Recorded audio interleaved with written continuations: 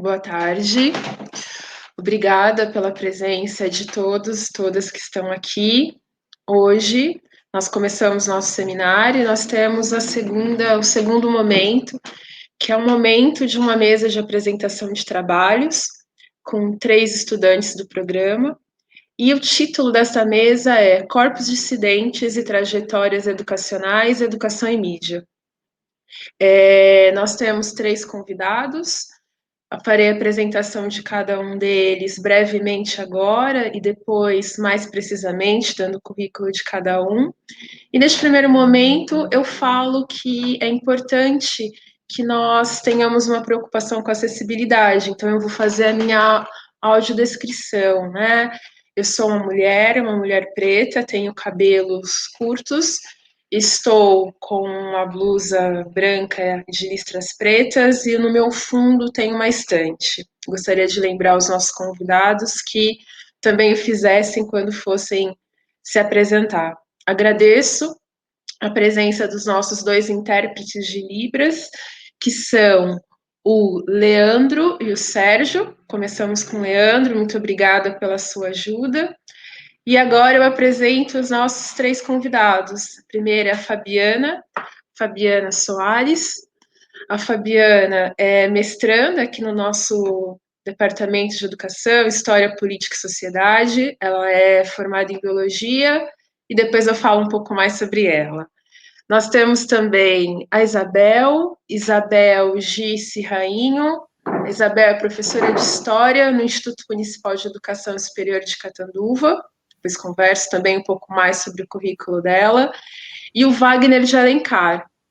O Wagner de Alencar, ele é jornalista e ele é doutorando no nosso departamento. Então, quando cada um for falar, eu coloco um pouco mais sobre eles.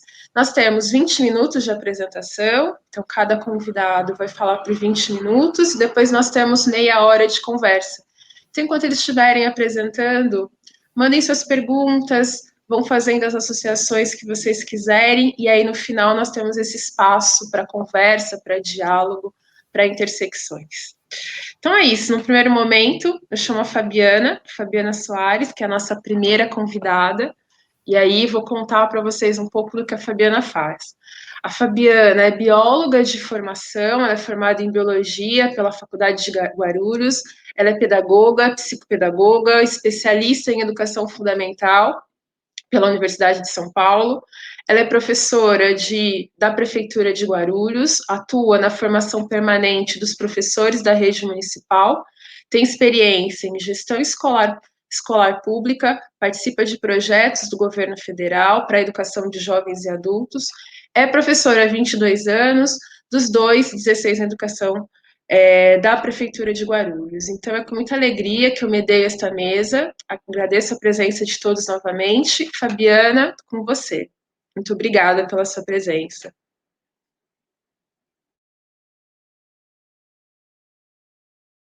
Boa tarde. Boa tarde a todas as pessoas. Primeiro eu quero agradecer aos meus amigos e amigas lá do programa, agradecer o convite e a participação de todo mundo. Eu sou a Fabiana, eu sou mulher de 43 anos, eu tenho cabelos compridos, eu uso óculos, eu estou com uma blusa preta, porque aqui está fazendo muito frio. Atrás de mim tem uma janela e uma cortina para controlar um pouco a entrada de luz, tá?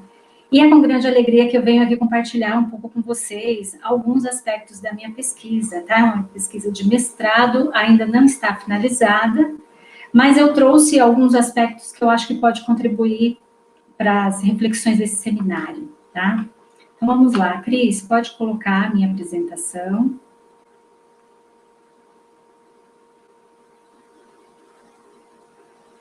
Então, ó, o título é A Escola Mista e a Coeducação na década de 1920, Expansão, Significado e os Debates na Imprensa Periódica.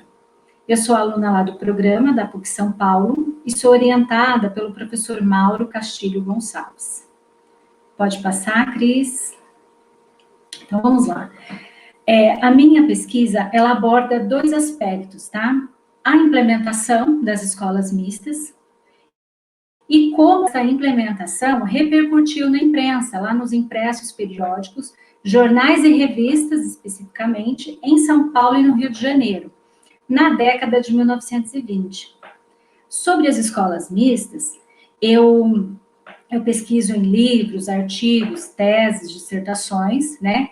E sobre as publicações, o que foi publicado, eu pesquiso exclusivamente no site da Hemeroteca Digital Brasileira, tá? Fora da Hemeroteca eu não pesquiso jornais, mas lá já me deu uma boa base, né? Pode passar, Cris, por favor, do que estava sendo publicado.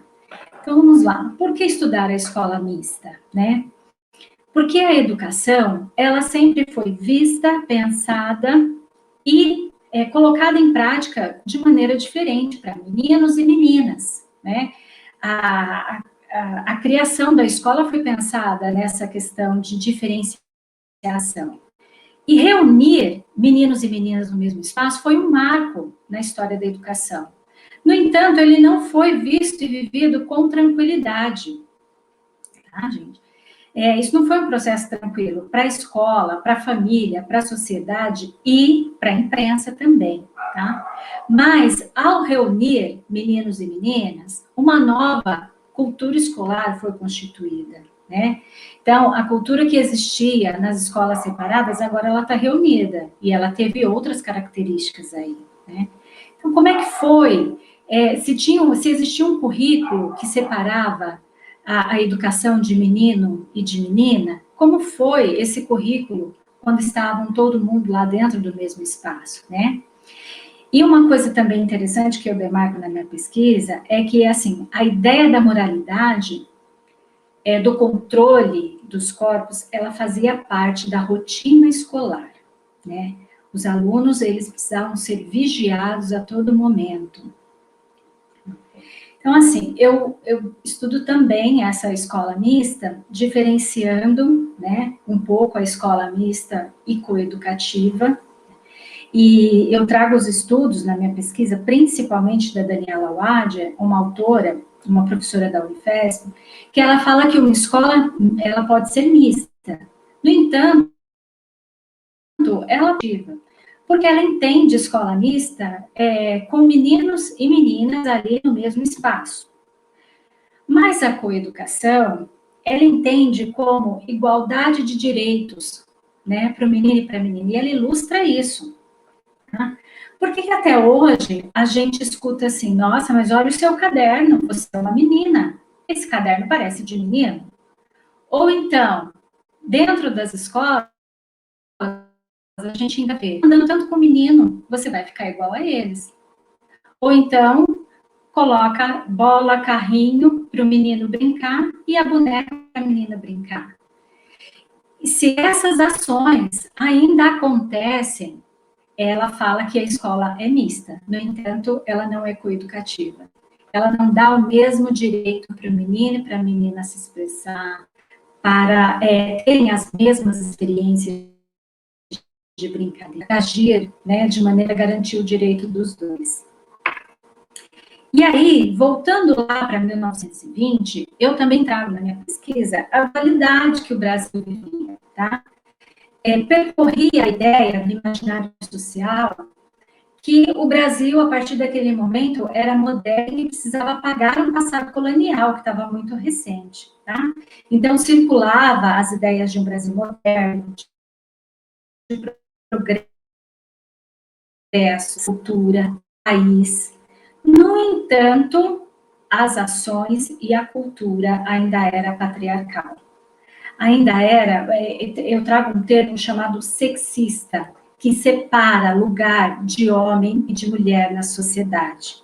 Pode passar, Cris, por favor? E aí, depois que eu li um pouco sobre a escola mista, cultura escolar, os papéis, né, do homem e da mulher na sociedade, eu fui para a imprensa para ver o que estava sendo publicado sobre a escola mista.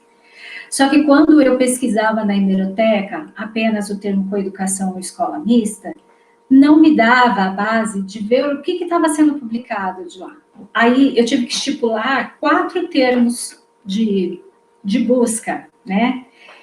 Então, eu estipulei o termo coeducação, escola mista, no singular, escolas mistas com X, no plural, e escolas mistas com X, tá? Que ainda era utilizado mesmo em reformas da língua portuguesa. E aí, apareceu para mim mais de 3.000 publicações. Aí sim eu tive base, né, para ver o que estava sendo publicado sobre essa escolarização aí de meninos e meninas. Para análise dessas publicações, eu uso o Zé Peixoto, que fala o seguinte, fala que a imprensa, ela exerce uma grande influência sobre a população. Que a imprensa periódica de 1920, ela acompanhou todo o desenvolvimento do Brasil moderno. Que a imprensa, ela influenciou cultura, ela mostrou caminhos, ela ditou modas, que ela sempre vinha acompanhada de lutas sociais ou de intenções políticas, visto que alguns jornais eram coligados ao governo, e ela exerce uma força ativa na sociedade. Então, ela pode mudar comportamentos e ela pode apagar a memória coletiva também, né, de pessoas. Próximo, Cris, por favor. Então, eu trouxe para vocês algumas publicações, né, sobre a escola mista ou a coeducação. Então, o que o governo publicava na imprensa sobre a escola mista? Primeiro, eu vou mostrar uma figura aí do jornal Correio Paulistano. Era um jornal de grande tiragem. Ele me traz muitas publicações, mais de 2.000 publicações sobre escola mista, tá? E o governo, ele utilizava esse jornal de grande tiragem como um diário oficial. Ele precisava publicar que a educação estava expandindo, porque ele estava sendo muito cobrado. A engenharia estava progredindo com prédios, né, monumentais, ideia de poder. A medicina estava evoluindo. Então, a educação também tinha que evoluir. Em 1920, 65% da população brasileira era analfabeta. E isso era um freio, né, no progresso brasileiro. Então, ele precisava dar conta disso. O que ele fazia? Criações de escolas mistas no jornal. Ele publicava nomeações de professoras, licenças concedidas, exoneração, remoção, fechamento ou localização de escola mista, tá? Então, principalmente no interior, mais no interior do que nas capitais, essas escolas eram criadas, tá? Então, eram escolas isoladas, extremamente precárias, gente. Falta material, o currículo era compacto, eram escolas que subsistiam com as escolas das capitais, tá? E o detalhe é que a escola mista era para a população mais carente, porque a elite ainda colocava os seus filhos nos institutos, nos externatos católicos que ofereciam a educação diferenciada, né? Ele criou a escola mista e ele efetivou. Existia muita luta social para isso, né? A luta pela igualdade da educação. No entanto, ele efetivou a escola para conter gastos para os cofres públicos. Era mais barato para ele oferecer uma educação nos dois lugares, num lugar só, do que manter duas escolas. Então, isso foi muito nítido, tá? Ele publicou toda essa expansão, a gente vê isso através de jornais, e para conter os gastos, ok? Pode passar, Cris, por favor. A imprensa periódica, ela também publicava essa expansão da escola mista, dessa criação de escola mista. Ele publicava nomeações de professoras, convocações, criações de escola, mas ele publicava também uns quadros estatísticos mostrando das escolas mistas, tá? Então, eu trago aí uma foto, ela não está nítida, né, do Jornal do Brasil, do Rio de Janeiro, de 1929, e na parte de cima mostra aí 6 escolas mistas de determinado distrito, o número de matriculados de 7 a 14 anos, que era a data limite para depois dos 14 anos, o menino e a menina tinham que ir cada um para sua escola, ser educado para o seu destino lá diferente, tá? No entanto, na parte de baixo, ele mostra a criação de escola noturna. As escolas noturnas, raramente elas eram mistas, tá? Não podia interagir, por conta da moralidade também. Então, existia escola noturna feminina, pouquíssimas mistas. Então, o governo carioca, ele também publicou essa expansão. Ó, estamos progredindo na educação. E ele mostrava isso na imprensa. Pode passar, por favor? E aí, outro aspecto que eu trago também na minha pesquisa é a mulher educadora citada na imprensa, tá? Então, eu trago duas figuras aí do jornal Correio Paulistano, 1920, a outra de 1929. Que é o seguinte, o que eu percebi? Que a imprensa paulista, ela sempre marcava quando era senhora ou senhorita, tá? Esse status vinha acompanhado, ó, esteve na cidade a professora senhorita Benedita Amélia Davi, com exercício na escola mista. Embaixo, né, foram nomeados substituir a professora Dona Silvia, então sempre vinha, né, esse status aí, se a mulher era casada ou solteira. Ao lado, eu trago uma publicação do Jornal do Brasil, e na imprensa carioca não tinha essa preocupação. Chamava-se de professora. Foi transferida a professora Emma Leide. Né? Então, isso é uma questão cultural. Sociedade paulista ali, que ainda demarcava, né, que alguém era responsável por essa mulher. Na imprensa do carioca, não tinha essa preocupação. Pode passar, por favor. Aí eu pesquisei também o termo coeducação na imprensa paulista e carioca, para ver quais eram os...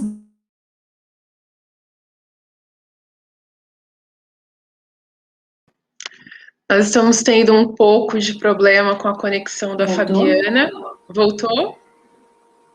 Voltou. Voltou. Tá. Quando eu pesquiso o termo coeducação na imprensa, para ver se vinham os debates, né? Na imprensa paulista, lá na hemeroteca, tá? Não veio debates com este termo, coeducação, tá? O que veio de uma escola privada, chamada Escola Montessori, na Avenida Paulista, que oferecia coeducação infantil e primária. Pode passar, por favor? A revista era a Cigarra, que era uma revista da elite paulistana, da mulher da elite paulistana, tá? Então, tinha essa propaganda aí. E no Rio de Janeiro, quando eu pesquisação, a que mais aparecia era numa revista chamada A Escola Primária, tá? Essa revista, ela defendia a coeducação, ela defendia a escola mista. Esta revista, ela era utilizada, inclusive, na formação das professoras e dos professores, lá na década de 20. Uma das pessoas ligadas à edição, que foi, né, diretor da instrução pública, e essa revista, ela sempre trazia defesa, ela falava que era uma necessidade educativa, necessária, e natural e cultural, ok? E nessa publicação, de 1920, vem uma publicação chamada A Coeducação do Sexo e o Magistério Feminino, tá? Então, além de falar que é uma necessidade educativa, também relacionava a coeducação como facilitadora de casamento, tá? 28% das alunas coeducadas se casam. E apenas 22% das alunas do colégio feminino têm essa facilidade do matrimônio. Então, o que eles acreditavam? Que a interação entre o menino e a menina na coeducação, ela facilitaria as relações lá no casamento. Por quê? Na infância convivia com os irmãos, na escola separava, no casamento juntava, e lá tinha muito problema, né, de relações. Então, a coeducação ia facilitar essas relações. Tá? Durante também a publicação fala que os meninos coeducados respeitam mais as mulheres, né, porque aprendem a conviver, e ela termina a matéria concluindo que a educação é uma ação feminina, e os homens são maus professores na primeira infância. Quando a gente para analisar essa reportagem, essa revista circulou, foi utilizado como uma formação pedagógica, e a gente hoje para pensar quando um educador, homem, chega lá na creche, porque passou num concurso público, porque conseguiu lá o seu emprego, como o trabalho dele ainda é um tabu. Porque circulou lá em 1920 que os homens são maus professores na primeira infância. Então, até hoje a gente tem esse reflexo aí de uma cultura que foi perpetuada, né, indicando que apenas a mulher pode cuidar, né, que o homem é um mau professor na primeira infância. Pode passar, por favor. Eu trago outra reportagem também, do jornal A Gazeta de Notícias, do Rio de Janeiro. É um jornal de grande tiragem lá, tá? Publicado em fevereiro de 1920. E a reportagem chama Higiene Popular, Casamento entre Surdos.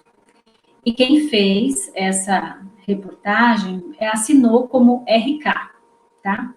Então, o RK, ele inicia a matéria relatando que ele viu um casal de surdos andando na rua e isso chamou a atenção.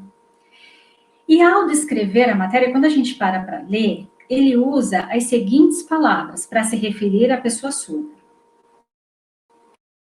anomalia, raça, anormalidade, triste estigma, males transmissíveis por herança. Tá? E aí, gente, isso não são, né, palavras que ele coloca uma ao lado da outra, mas é durante a reportagem. O que ele fala? Ele descreve que nos Estados Unidos houve um congresso que debateu, né, sobre os casamentos entre surdos, porque estava aumentando muito. E por que estava aumentando? Porque as classes de educação especial para os surdos eram coeducativas. Nisso eles interagiam mais e eles se casavam. E o RK, ou a RK, ela ou ele não deixa claro, né, mais motivos. No entanto, deixa claro o seguinte, que ele não era contra o que o surdo e a surda se casassem. Se acontecesse, ele defendia que seja feita a esterilização de um dos cônjuges, para que não nasça mais criança com este mal. Na reportagem também ele traz dados do Brasil, da quantidade de pessoas surdas no Brasil e nos Estados Unidos, né? Que nos Estados Unidos foi realizada a esterilização de 1.422 pessoas surdas casadas, para que não nasça mais com esta anomalia. Então, essa reportagem também é de um jornal de grande tiragem. Pode passar, por favor. Aí é só para ilustrar, tá? A imagem do jornal. Higiene popular, casamento entre surdos. Pode passar.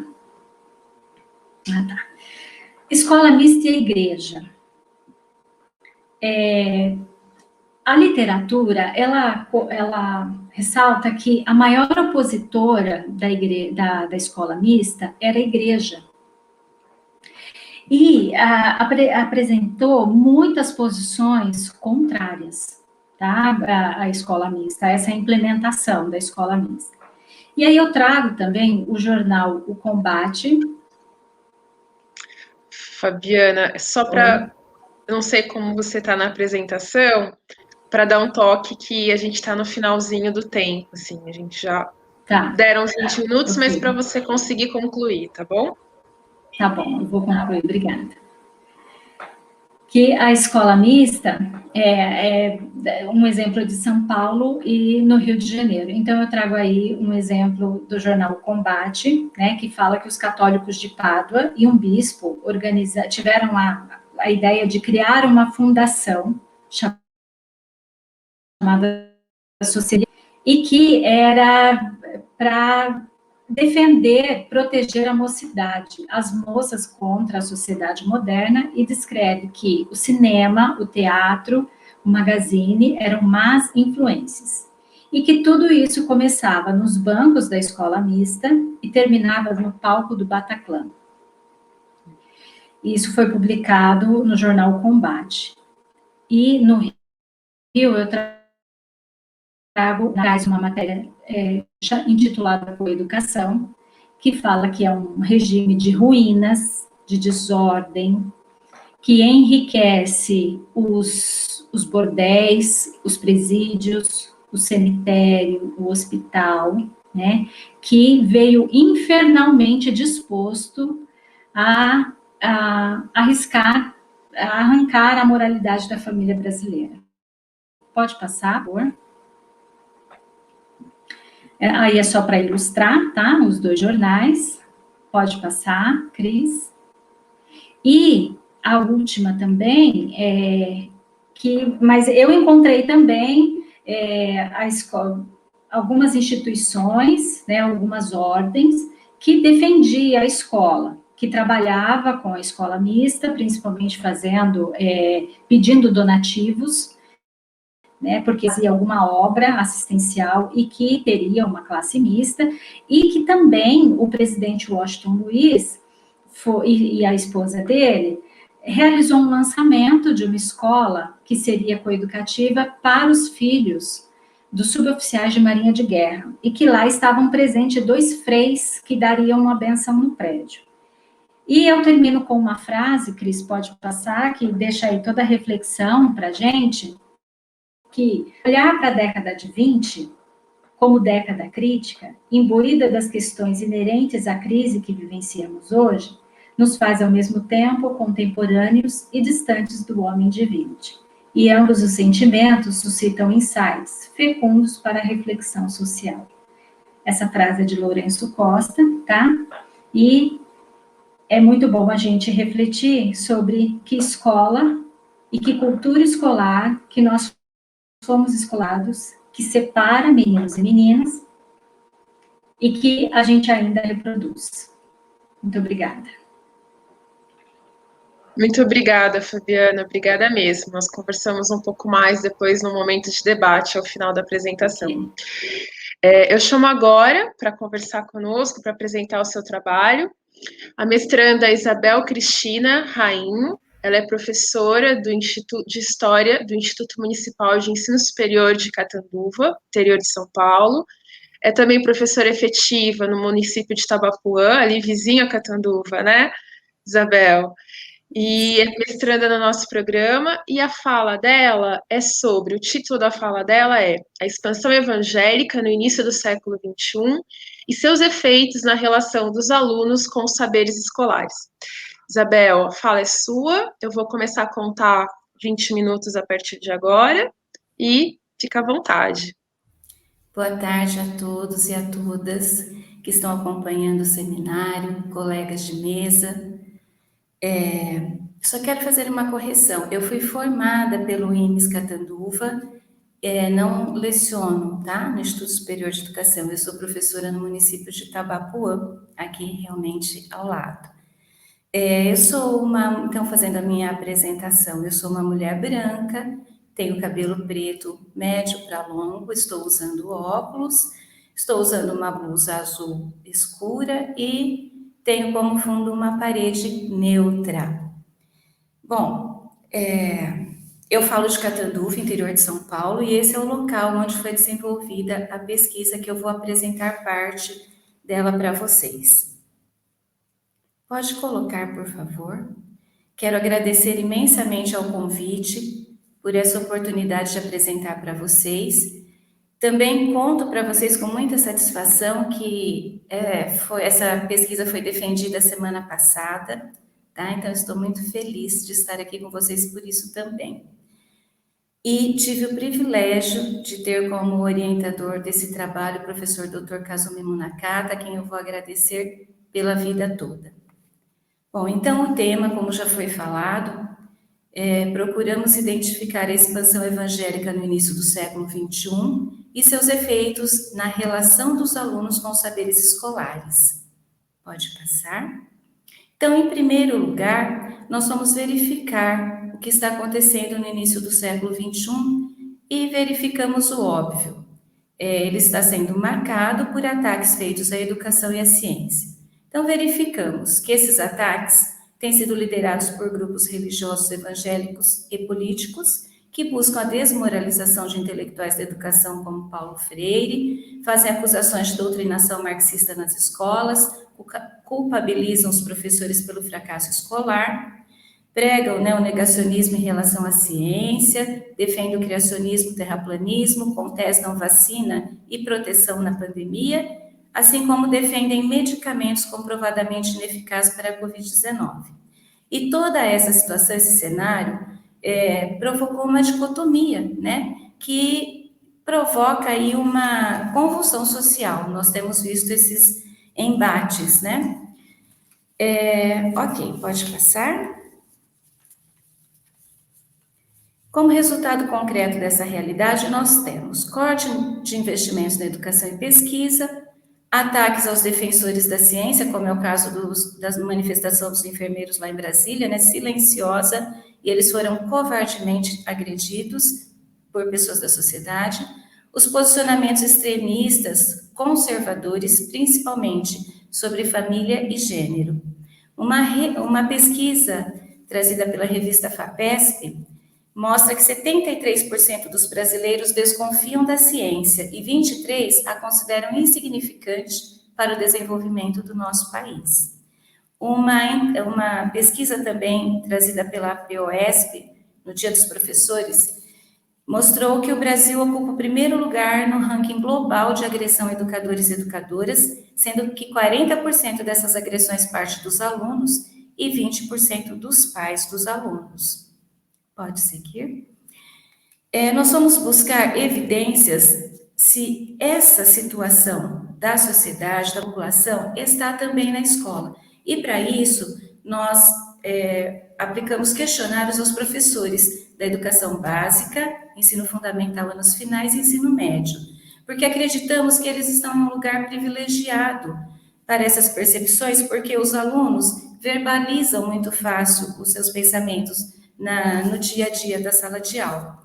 E nós verificamos aí como evidências que esses professores dizem que os alunos evangélicos contestam e ridicularizam a ciência, consideram que a ciência tem o objetivo de afastar os crentes de Deus, faltam às aulas para não participar de conteúdos que divergem suas crenças, desqualificam e desrespeitam os professores por razão de conteúdo, se mostram superiores e autoritários, tentam impor a sua vontade perante o grupo e dizem que o conhecimento da igreja é mais importante que o conhecimento escolar.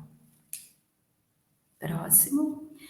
A nossa discussão teórica foi feita com Fernandes Enguita, né, que nos mostra que a educação como campo de disputa pela legitimação do poder, isso desde sempre, né?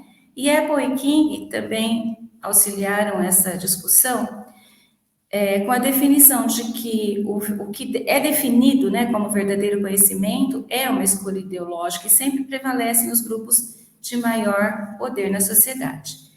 Mas foi com o Educando à Direita de Michael Apple que nós, assim, desenvolvemos mais a nossa discussão. Apple, ele apresenta essa disputa pela educação também nos Estados Unidos, e ele afirma ser uma tendência mundial, sobretudo em locais periféricos, certo, do globo.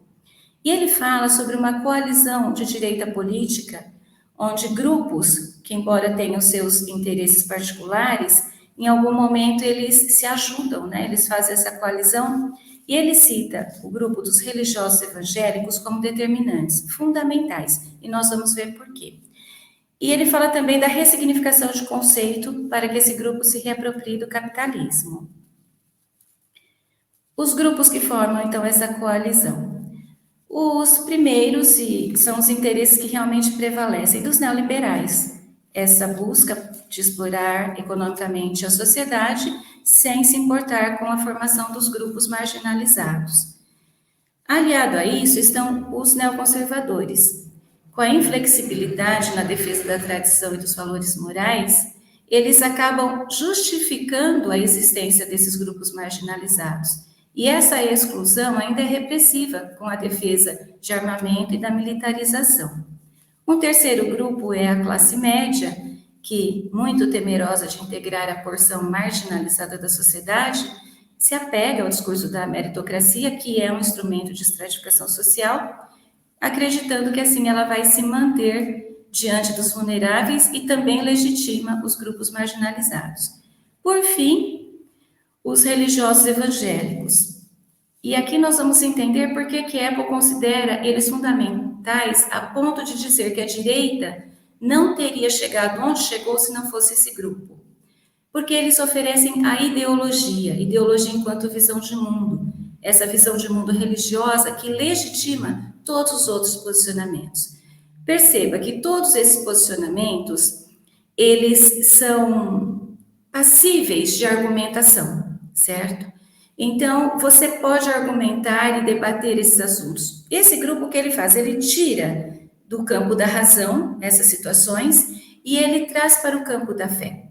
Quanto menos comprovável, maior é a fé. Então, essa sensação que nós temos, que às vezes a gente fala coisas tão racionais, tão importantes, e bate e volta, não penetra, é em grande parte por causa disso, porque ao passar para o campo da fé esses argumentos, elimina a resistência e forma a coesão da sociedade em torno dessa agenda. Sobre os conceitos ressignificados, eu vou citar 3 deles. O de liberdade. Entre a liberdade de escolher o que é bom para cada um, a liberdade ganha a ideia de optar pelo bem ou pelo mal. Bem as coisas de Deus e mal as coisas do mundo. O segundo conceito seria o de mercado. O livre mercado passa a ser visto como caminho para Deus. Vamos observar nesse exemplo. A educação laica. Laica é do mundo, é má. Então, eles utilizam da liberdade, desse livre mercado, para utilizar da educação privada. E, por fim, o conceito de igualdade. A igualdade, nessa ressignificação, ela passa a ser o direito de que todos sejam iguais a eles. Então, podemos acompanhar isso na realidade, né? Todos têm a liberdade de fazer essa opção por bem, pelas coisas que eles dizem que são boas. Então, a igualdade, que na verdade protege a diversidade, porque embora diversos temos igualmente os mesmos direitos, aqui ela ganha contornos de homogeneização. Pode passar? Aqui eu trago para vocês um levantamento feito junto à Prefeitura Municipal das igrejas evangélicas cadastradas no município. Aqui eu apresento um mapa com a localização de todas as igrejas evangélicas cadastradas. São 121. Nós percebemos que não só a quantidade, mas a distribuição geográfica muito bem organizada. Para termos um parâmetro de comparação, a Igreja Católica atende esse mesmo território com 10 paróquias. Mas, como o nosso objetivo era mais focado na periferia, quando nós colocamos no mapa, percebemos que setores periféricos não estavam representando a realidade. Então, foi feita uma pesquisa de campo, rua a rua, em 2 setores periféricos da cidade, para verificar se existiam igrejas não cadastradas. E o cenário foi o seguinte. Nesse próximo mapa, nós temos as igrejas cadastradas nesse setor, que são 14. No próximo mapa, nós veremos as não cadastradas. São 32 não cadastradas, somando nesse setor 46 igrejas. O próximo mapa apresenta o segundo setor, que conta com 10 igrejas cadastradas, e o próximo mapa, 19 igrejas não cadastradas, totalizando 29 igrejas evangélicas nesse setor. Pode passar?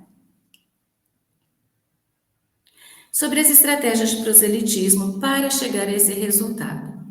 Os cultos grandiosos, temáticos, propaganda de televisão, shows, eles ganharam destaque no senso comum e também na literatura. E também nós acreditávamos que trabalharíamos com essas estratégias.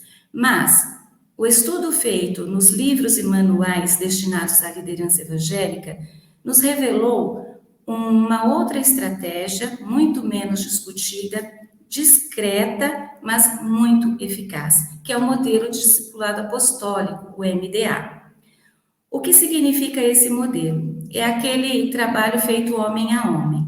Eles buscam a renovação da igreja através da adesão à visão, aquela visão religiosa ideológica, não é? Ou seja, se isso acontece através de uma expansão tão intensa, eles buscam também uma mudança cultural.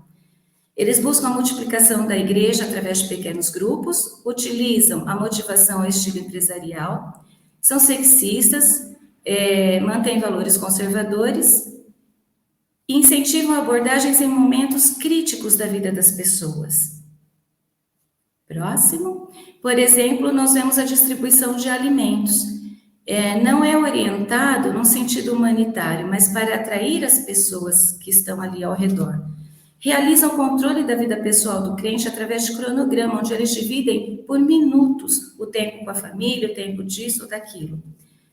Orientam para o engajamento em todas as áreas da sociedade, bem focado temático com os professores, com os executivos, com os militares, e eles também treinam um acompanhamento diário do novo crente, com visitas diárias para não deixá-lo esfriar. E isso eles fazem através até de pesquisas, comprovando essa eficácia.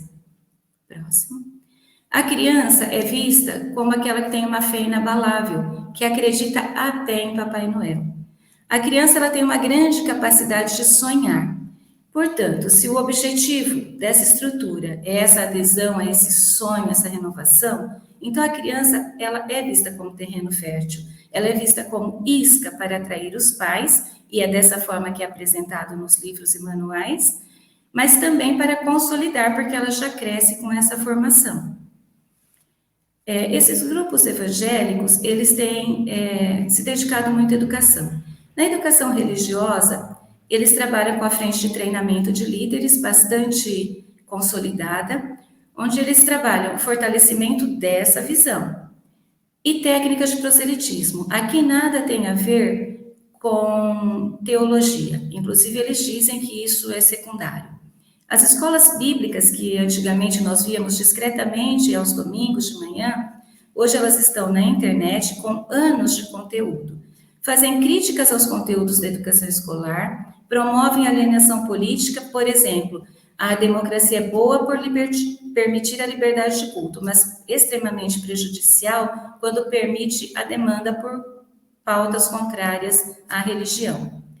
E eles afirmam que a educação precisa ser capturada pela religião, pois a escola laica é instrumento de Satanás. Na educação formal, foi verificado que existem sistemas de ensino e associações internacionais de ensino muito bem estruturadas. Os cursos de graduação das mais variadas profissões, pedagogia, administração, todas possuem na sua grade a disciplina cultura religiosa. E no site da Associação Internacional das Escolas Cristãs, nós vemos claramente a missão deles, que é promover a educação acadêmica de excelência, que influencia a sociedade com valores distintivamente bíblicos, através do desenvolvimento e do fortalecimento de instituições de ensino e educadores. Sobre a percepção dos professores em relação aos alunos evangélicos, avançamos um pouco mais. Os professores dizem que evocam a Bíblia constantemente, querem impor sua crença como verdade absoluta, têm comportamento antissocial, são avessos à repreensão dos professores, são fechados a questionamentos, a religião deles não pode ser questionada, possuem grande apreço ao líder, sendo que eles seriam mais importantes que os familiares, possuem posicionamentos extremistas quanto à religião, gênero, política, família, meritocracia, racismo, xenofobia. Desacreditam de oportunidades surgidas através do estudo. Alegam ter muitos compromissos religiosos. Mas também teve professores que disseram não perceber a existência desses alunos em sala de aula e outros que relativizaram, dizendo que não é assunto para o professor, que isso é pessoal, que ele não se envolve, certo? Diante desses fatos, as nossas considerações finais é de que a expansão evangélica objetiva, sim, uma transformação cultural da sociedade, que essa expansão, antes observada nas capitais e metrópoles, já é uma realidade no interior do país, o que evidencia um estágio avançado dessa expansão. A observação dos professores mostra que pelo menos parte dos alunos evangélicos assimilaram a cultura desejada e a reproduzem. Nós utilizamos a contribuição de Vasconcelos, próximo, por favor, com o seu livro Indisciplina e Disciplina Escolar. E podemos pensar que os efeitos, esses apresentados do evangelismo nas relações escolares, podem ser entendidos como indisciplina, porque fazer atividade, não fazer, ser agressivo, não aceitar orientação, não querer participar dos conteúdos, não é? E essa realidade conflituosa da escola corrobora as críticas feitas por esses grupos de direita com interesses neoliberais que buscam a privatização e a militarização das escolas, acabam sendo justificativa. Um outro efeito seria que esse cenário interfere na segurança do professor, já que não dominar os alunos a sua sala, nós sabemos, é visto como fracasso profissional. E essa relativização, né? Porque acaba sendo uma situação difícil, conflitante, então, às vezes, os professores preferem desviar-se. Só que isso impede uma ação docente consciente que atue a partir da realidade. Nós temos a BNCC, que nos diz que a escola, como espaço de aprendizagem e democracia inclusiva, deve se fortalecer na prática coercitiva de não discriminação, não preconceito e respeito às diferenças e diversidades. Portanto, a religiosidade do aluno, assim como todas as suas outras características, compõe o currículo escolar e nós não podemos desconsiderar nenhum desses aspectos. Mas também com eles conduzir os alunos a um lugar seguro de não discriminação e de respeito ao próximo. Era isso que eu queria apresentar para vocês e estou à disposição para os comentários. Muito obrigada a todos e todas.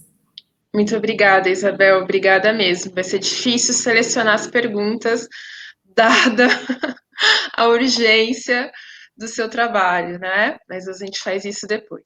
Bom, agora eu passo a palavra ao nosso último convidado da tarde, o Wagner de Alencar. O Wagner, ele é jornalista, graduado pela Universidade Presbiteriana Mackenzie.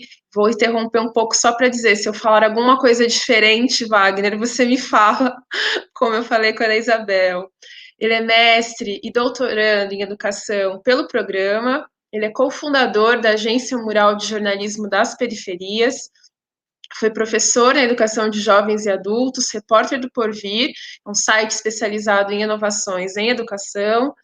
Teve passagens pela Ação Educativa, Campanha Latino-Americana pelo Direito à Educação, Instituto Vladimir Herzog, foi visitante internacional dos Estados Unidos do Programa de Lideranças Internacionais e autor de um grande livro que eu recomendo, já fazendo propaganda, chamado Cidade do Paraíso, a nossa Paraisópolis, né? Polis, Cidade do Paraíso. A vida na maior favela da cidade de São Paulo. Leiam, por favor. Wagner, a palavra é sua.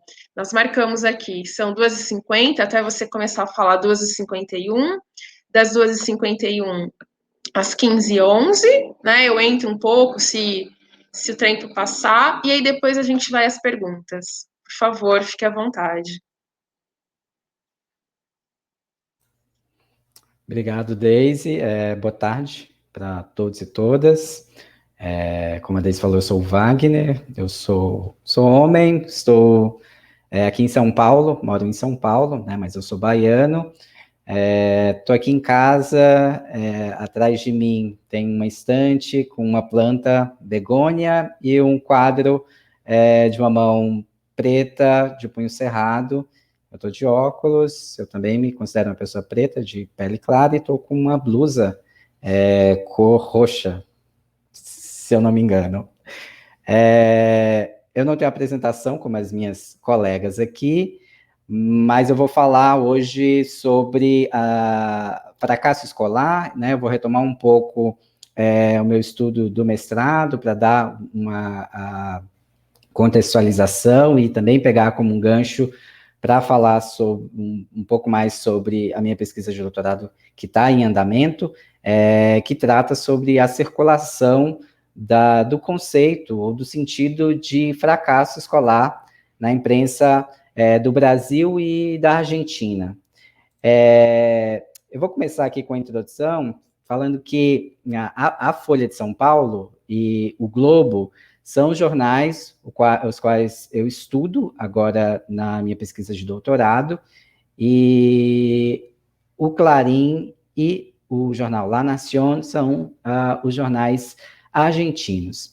Em 20 de fevereiro de 1958, foi a primeira vez que a Folha de São Paulo usou a expressão, a frase fracasso escolar no jornal.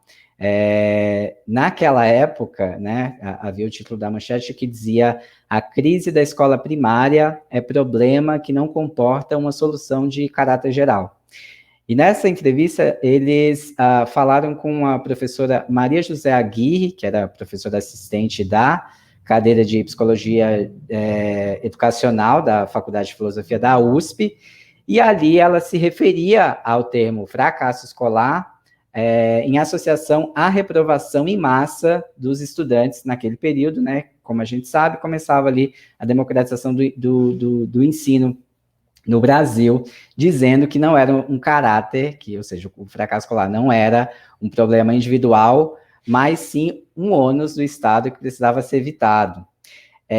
Então, a gente percebe que desde ali, no fim da década de 50, né, a Folha de São Paulo, ela já dava indícios aí, ou utilizava, né, sem intencionalidade, talvez, a expressão fracasso escolar, né? Então, foi exatamente nesse dia 20 de fevereiro de 58 que a Folha usou esse termo, e ele, com o passar dos tempos, passava a ganhar contornos mais evidentes e a ser um termo, digamos, que saía da academia para ir para as páginas dos jornais, né?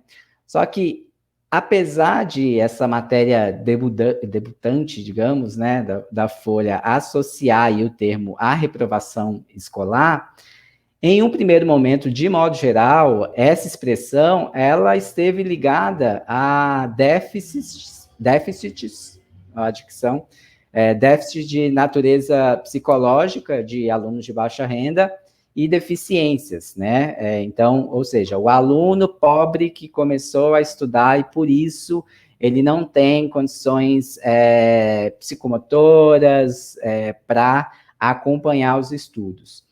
Já nas décadas subsequentes, o termo ele passou a estar ligado mais à instituição escolar e ao sistema educacional, né? Então, ele passa ali das primeiras décadas a um problema do indivíduo, e depois, mais tarde, só bem mais tarde, lá para o fim dos anos 80, começos dos anos 90, a um problema de caráter aí sistêmico, né?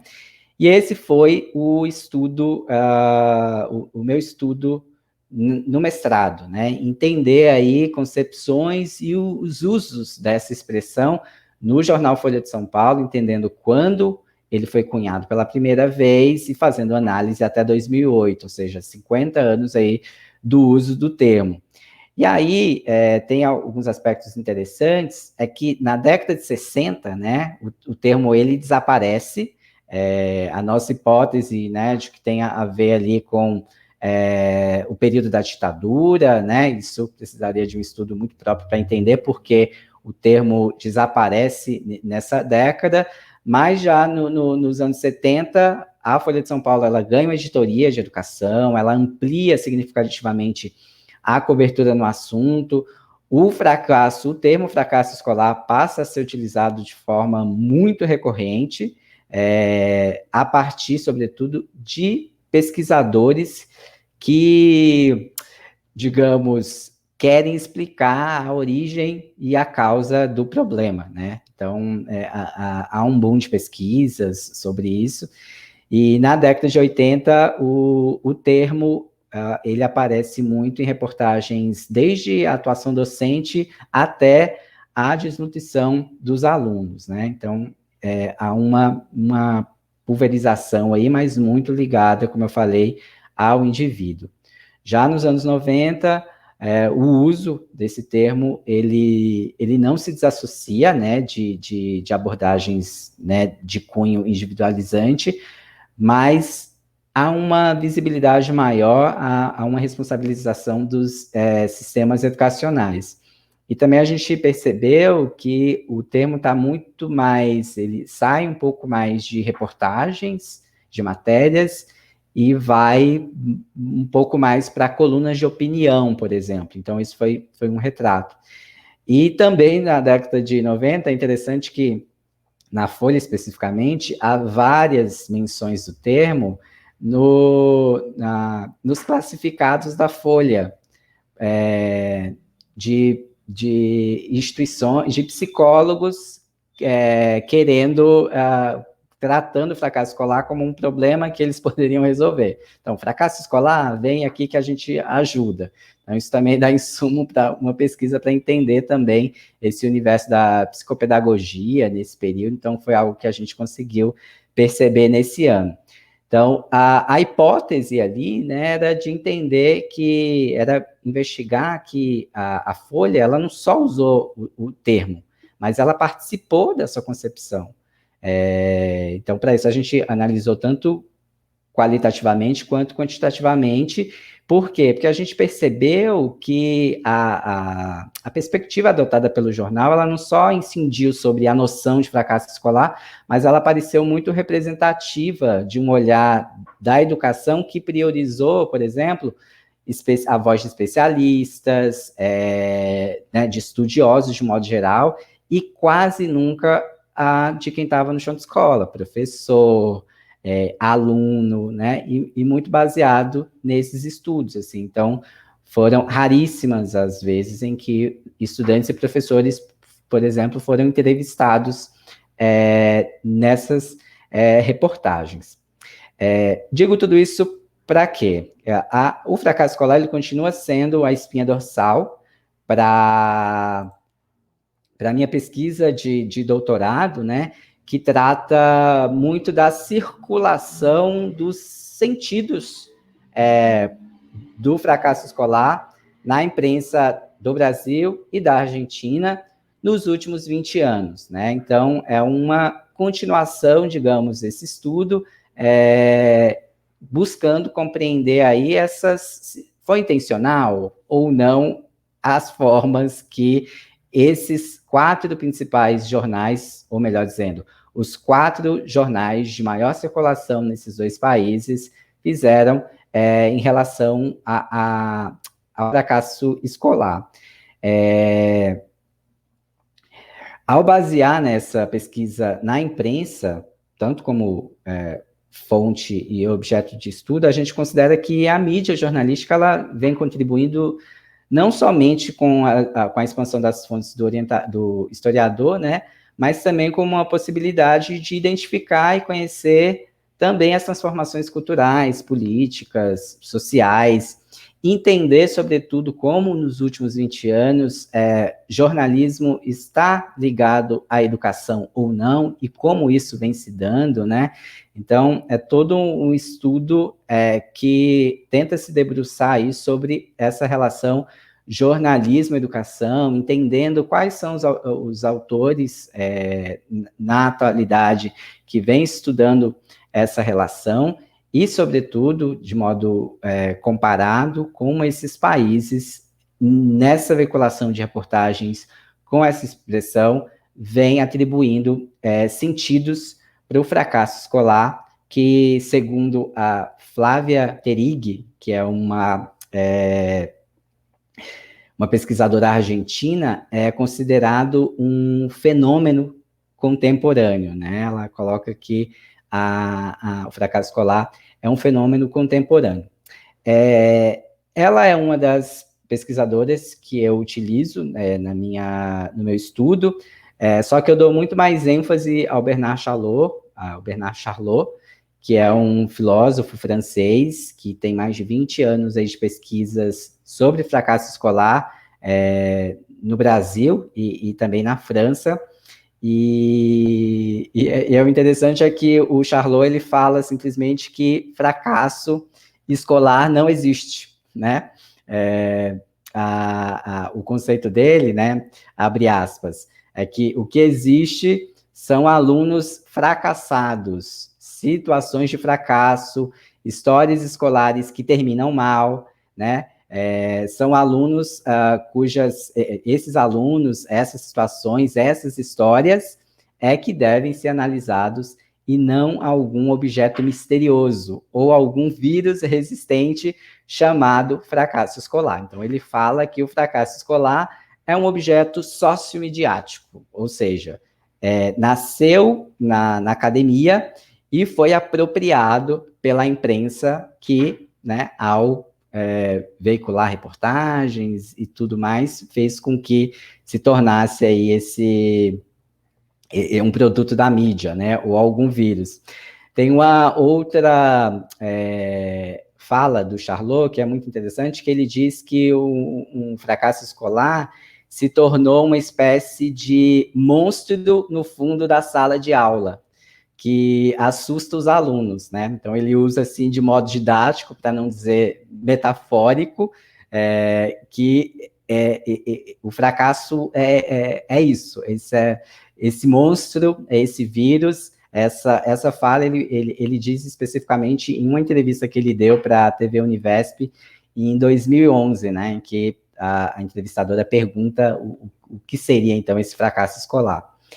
Também eu utilizo Maria Helena de Souza Pato, né, e aqui só para a gente entender um pouco o que ela atribui sobre o fracasso escolar. Ela diz que o fracasso escolar tem um quê de responsabilidade compartilhada, né, ou uma série de fatores, né, seja a má remuneração dos professores, a falta de aprendizado dos alunos, infraestrutura, esse conjunto aí de fatores, né, e ela coloca até 3 possíveis alegações para o fracasso escolar, que é a carência cultural, as escolas distintas e a discriminação de professores.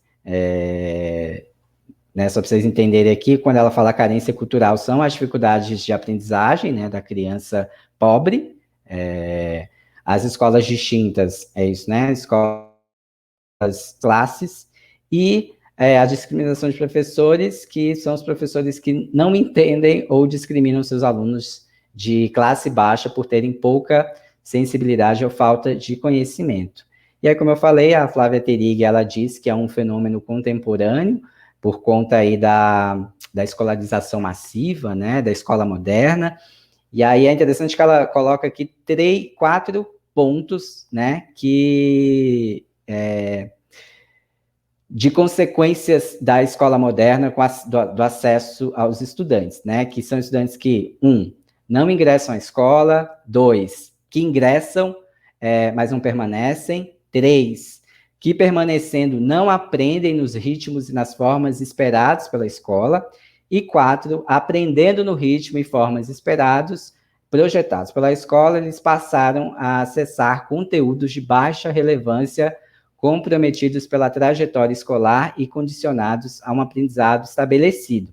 E aí a Trig fala que o fracasso pode estar relacionado mais aos itens 2 e 3, né, que é permanecendo, não aprende nesses ritmos, não aprende nesses ritmos esperados, e que aprendendo com essa projeção da escola, eles passam a acessar conteúdos de baixa relevância. E para finalizar essa parte aqui, um pouco dos conceitos de fracasso escolar, a Magda Soares, ela associa o fracasso escolar a 3 ideologias.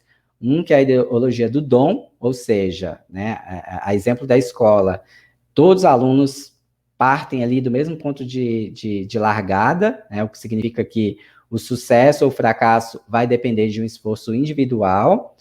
2, ideologia da deficiência cultural, né, que, por sua vez, se baseia na existência de uma superioridade de classes dominantes diante das classes detentoras da pobreza cultural, e a ideologia das diferenças culturais, que, digamos, essa teoria ela não refuta a designação de indivíduos com deficiências culturais ou privadas de cultura, né, uma vez que existem diferentes culturas estruturadas, complexas. Esses são aqui, digamos, o coração aí de todo um capítulo que tenta colocar aí, a partir de conceitos de historiadores, o que é o fracasso escolar, mas, como eu falei, dando ênfase aí um pouco ao Charlot, né? O Charlot, digamos, é o autor que eu mais me baseio, e até, como mencionado pela nossa colega, né, que também analisou jornais e mencionou a Cruz e Peixoto, né, como força ativa, a Cruz e Peixoto também está como referência aqui nesse âmbito da análise da comunicação, né, de mídia, e elas falam que os meios de comunicação exercem um papel crucial na atualidade ao fazer da reflexão sobre a comunicação social um campo interdisciplinar estratégico para a vida contemporânea. Então,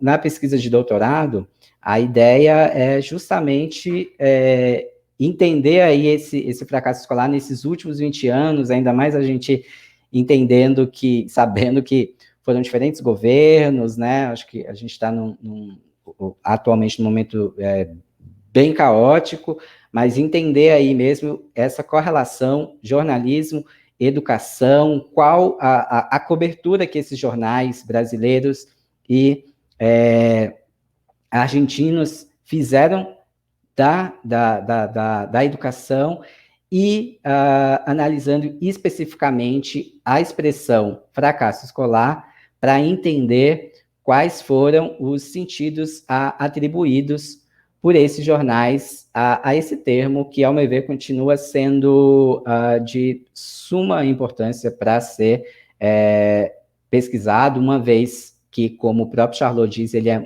muito massificado, né? É um termo que hoje ele pode ser visto da forma tão massificada que ele é, como violência escolar, cidadania, ou seja, virou até um senso comum, um termo comum para falar dos problemas da educação de um modo geral.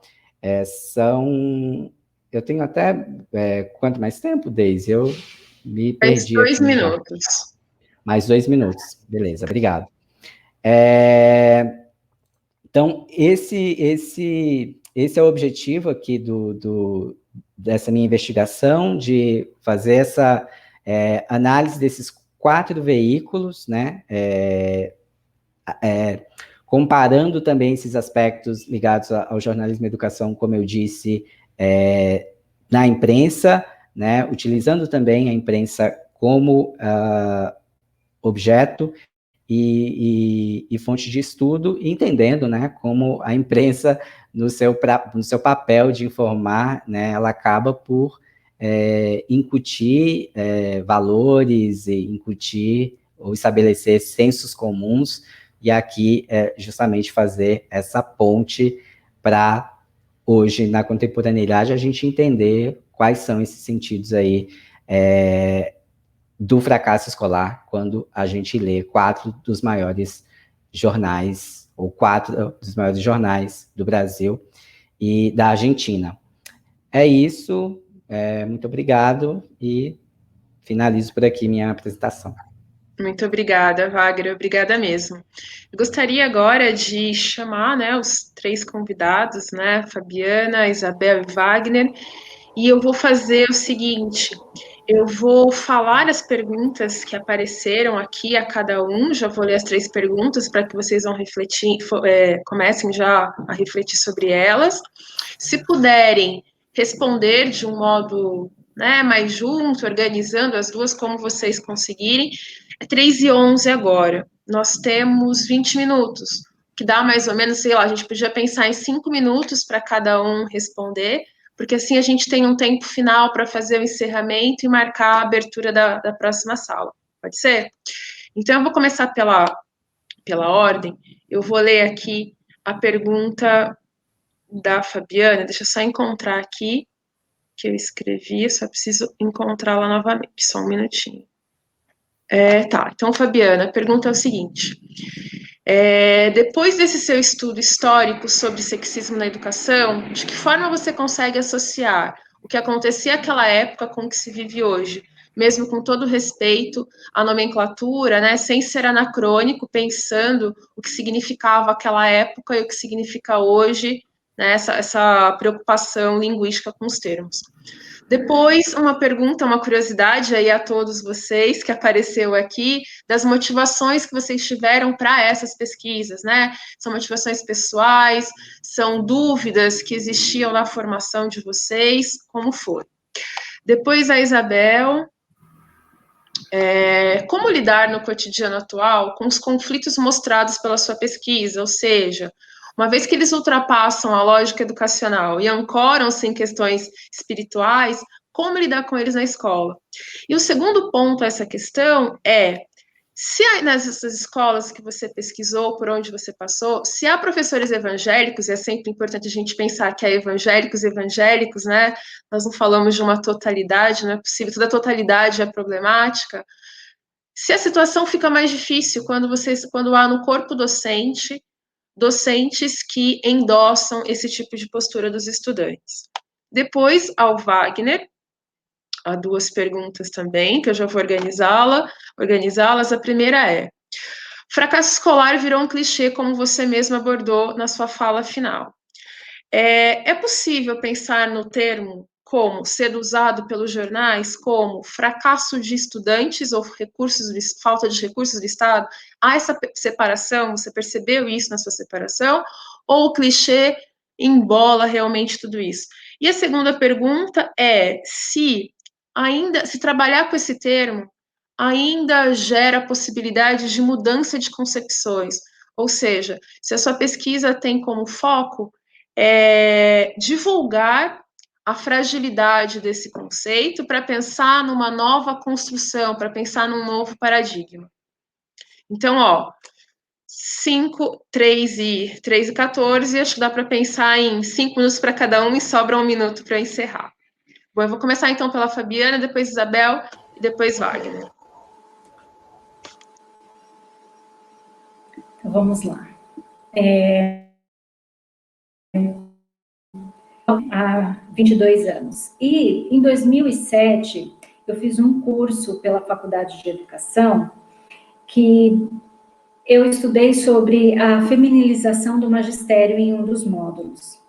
Quando a gente dá luz para certas coisas, a gente começa a refletir. E eu comecei a fazer várias perguntas, né, dentro da escola lá. Uma delas foi, por que no magistério predomina a presença feminina? Por que professores especialistas são mais homens educadores? Por que na creche tem mais mulheres trabalhando, né?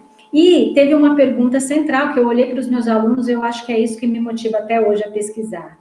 Por que meninos e meninas permanecem separados na escola, mesmo estando no mesmo espaço?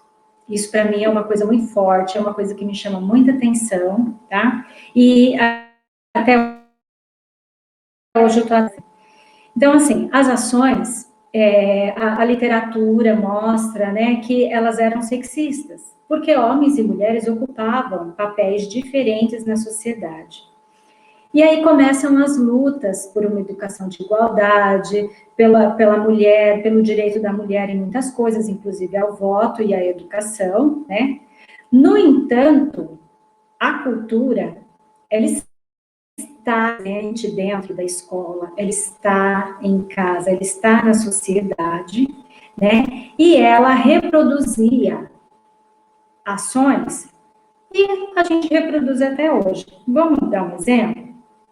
Se antes a escola era mista, no entanto, eu tinha portões de entrada para o menino, portões de entrada para a menina. Ou eu tinha o horário de intervalo de um e de outro. Ou, né, eu tinha um muro separando a classe de um lado a menina, do outro menino. Se eu tinha isso antes, por que eu tenho fila hoje de meninos e meninas? Então, a gente para pensar, será que eu não estou reproduzindo isso de alguma maneira? Né? Por que quando eu falo, pode ficar em grupo para fazer certos trabalhos, o menino já vai logo juntar lá com a menina para fazer com o menino e a menina com a menina, lá os seus pares, para fazer esse trabalho. Então, uma coisa muito séria que meio que deixa as nossas ações normais, né? Sem pensar naquilo que pode ser causa de mudança, né? Então, hoje eu ainda vejo que o papel do homem e da mulher, do homem de 20, não é de nós, porque nós ainda reproduzimos um lugar separado, um brinquedo diferente, uma lição diferente, uma linguagem diferente. Será que deu para responder?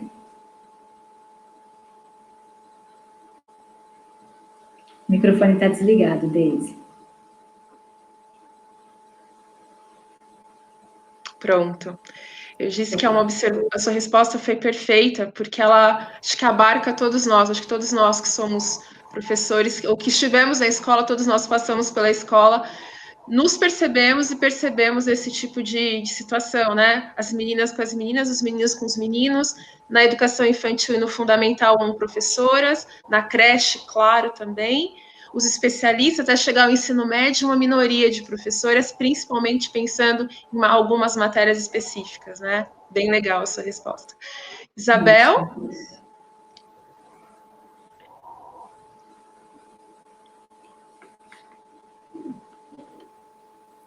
Vamos lá, então você disse das motivações. O que me levou a essa investigação foi a presença na sala de aula, onde a justificativa dos alunos, como eu disse, eles verbalizam muito, eram muito com justificativas religiosas. Então, causou esse interesse de ver o que é que estava motivando isso tudo. Rapidamente, você disse evangélicos, sim, o trabalho contempla a questão da discussão sobre o trânsito religioso, que nos obriga até quase a usar o termo, não para generalizar, mas pela incapacidade de separar, né? O próprio Weber diz, desde lá do protestantismo, essa separação, ela é quase impossível. Então, é nesse sentido, não é no de generalização. Mas considerando também a possibilidade de hibridização, porque a pertença em denominações diferentes, a participação, não denomina um desvio religioso. Eles participam de forma muito variada, tá bom? Bom, sobre professores evangélicos, a pesquisa não verificou isso intencionalmente, por ser um ambiente, vocês viram, bem presente todo esse cenário, teve um cuidado de que o professor não se sentisse investigado junto com os alunos. Mas ainda assim, nós coletamos algumas informações. Por exemplo, um professor citou a respeito do coletivo, né? Que existem professores que tratam melhores, de forma diferenciada, alunos religiosos. Isso existe. E também um professor que se diz evangélico, ele diz que o comportamento dos alunos muda quando sabe que ele é evangélico, porque talvez vai falar na igreja, não sei. Então, tem essas características. Sobre como lidar com essa situação, claro que esse trabalho não teve essa pretensão de criar essa receita. É uma coisa para ser muito pensada. Mas, assim, do que nós vimos, algumas certezas. Primeiro, não ignorar. É preciso considerar, porque é uma realidade muito presente e com efeitos bastante sérios. Não hostilizar, né? Porque colocar também o conhecimento escolar, científico, como superior, também não é o caminho. Mas talvez ao estilo Paulo Freire, acolher e ouvir, porque quando toda pessoa que se sente respeitada, acredito que ela ganha, né, um pouco de confiança e vai aí participar de possíveis questionamentos. Eu sou professora, acredito na educação e acredito que nós podemos semear esses questionamentos. Eu tive uma aluna em uma escola em que nós comemorávamos a Semana Paulo Freire e que no dia dessa discussão ela veio com um arsenal de coisas, de estudos para contestar. E ela foi ouvida com muito respeito, o que tinha sido apresentado não estava dentro dos conteúdos que ela trouxe, mas elogiei bastante ela ter se preparado e não ter feito uma crítica vazia.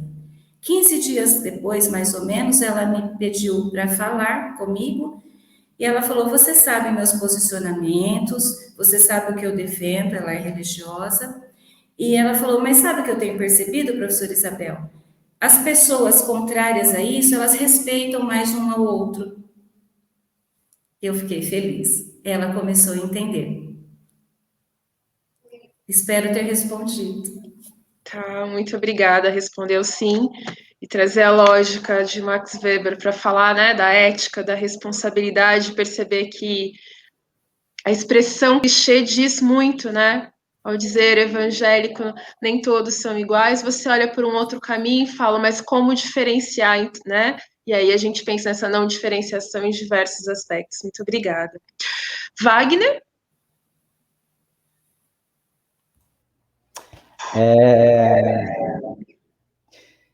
O interesse pelo tema, eu sempre quis investigar educação, amo o jornalismo e a educação foi a área que mais me despertou no jornalismo, e eu sempre quis estudar, cobrir educação, como eu fiz por um tempo, e estudar fracasso escolar está muito ligado, digamos, ao fato de ter estudado em escolas da periferia, de ter estudado em escola multisseriada num povoado onde eu morei na Bahia, depois de ter dado aula em escola multisseriada, ou seja, ter passado por essas faces do que, hipoteticamente, também está associado ao fracasso escolar, né? Que são essas escolas e esses ambientes muito mais precários e vulneráveis. E também pelo fato de eu conheço a Argentina e queria, com o doutorado, fazer um pouco de uma ponte como é estudar fracasso escolar, ou o que é o fracasso escolar fora do Brasil. Então, eu quis muito fazer essa ponte internacional, e esse é o objetivo do doutorado. Sobre as perguntas, virou clichê, é um termo que está massificado, mas se a gente hoje for referir a ele, sempre refiram a um problema do Estado, porque não dá mais para dizer que é um problema do aluno, não dá mais para dizer que é um problema do aluno favelado que acessa a escola, mas sim um problema sistêmico, né? Ou uma congruência de fatores. Então, se a gente puder associar o fracasso escolar a alguma coisa, como a Pato diz, essa responsabilidade compartilhada, mas mais do âmbito sistêmico e não do indivíduo. E sobre mudanças, eu acredito que a partir do momento em que os veículos de comunicação, né, levando em conta, né, os problemas sociais do Brasil, da Argentina, eles não intensificam determinados debates, isso faz com que seja invisibilizada mesmo a discussão em torno do modelo de educação e de escola que a gente tem, né, que a gente precisa. Então, por essa razão, eu acho que faz necessário compreender não somente a imprensa, como a imprensa jornalística realiza a cobertura do assunto, mas qual é a representatividade que é dada a ela, né? Ou como o fracasso escolar está sendo veiculado. Que é isso, o jornalismo tem uma força ativa, ele é capaz de ditar moda, capaz de colocar assuntos importantes no senso comum.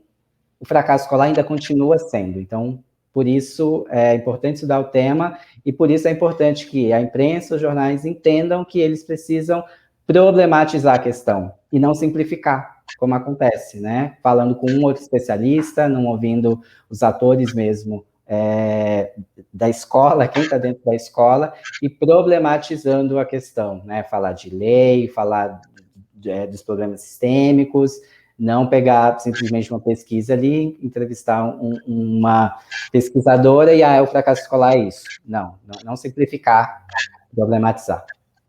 É isso. Ótimo, obrigada.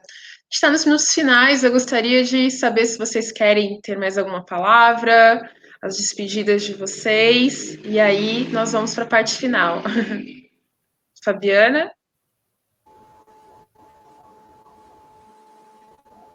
Eu só quero agradecer, Deise, tá?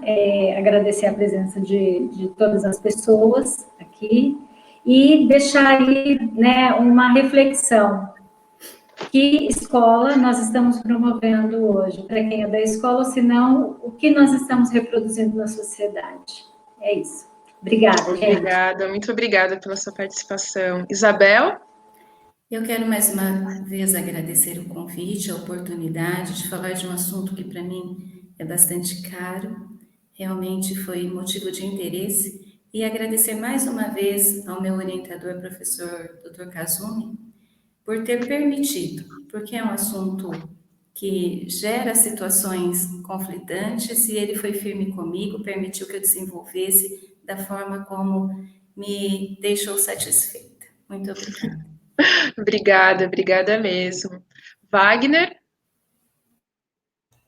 Eu também gostaria de agradecer e parabenizar também os organizadores do evento, e dizer que eu estou à disposição para quem quiser, ou quem estuda, ou quem pretende estudar sobre fracasso escolar, ou sobre temas relacionados à comunicação, né, já que é a minha área de profissão. Então, obrigado mais uma vez. Muito obrigada a vocês três, obrigada mesmo. Vida longa pesquisa, as pesquisas de cada um de vocês, elas são tão importantes. Nós fazemos coisas importantes, né? Nós resistimos por meio da pesquisa. Nós, nossos orientadores, nossos colegas com quem nós dialogamos em espaços, em momentos como esse, nas disciplinas. Não há mais como fazer isso nos corredores da PUC, né? Então nós fazemos de um outro modo. Antes de terminar, quero agradecer a presença de todos que participaram do evento, que se inscreveram. Nós estamos só no início, tem mais uma próxima atividade daqui a pouco, às 16 horas. O título é Educação e Resistência Indígena.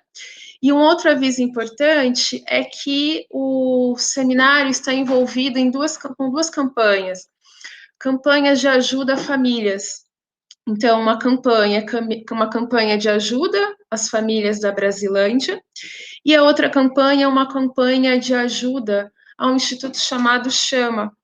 E daqui a pouco vocês verão um cartaz com todas as explicações, com os links de acesso. Se puderem colaborar, ajudem, por favor, nós estamos envolvidos nessa campanha. Mais uma vez, muito obrigada pela participação, descansem um pouquinho e daqui a poucos minutos nós recomeçamos com a nossa próxima mesa. Boa tarde.